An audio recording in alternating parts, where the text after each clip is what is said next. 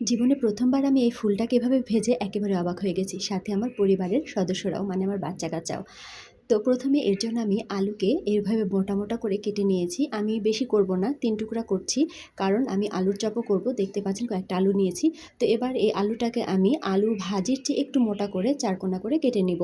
ঠিক এভাবে, যেভাবে ভিডিওতে দেখতে পাচ্ছেন। তারপর আমি লবণ পানিতে আলুর টুকরোগুলোকে ভিজিয়ে রাখবো ০.৫ ঘন্টার মতো। এতে করে কিছুটা ছেড়ে যাবে আলুগুলো। তারপরে আমি ভালোমতো টিস্যুর সাহায্যে মুছে নিয়ে এর উপর দিয়ে ছড়িয়ে দেব কর্নফ্লাওয়ার আর লবণ।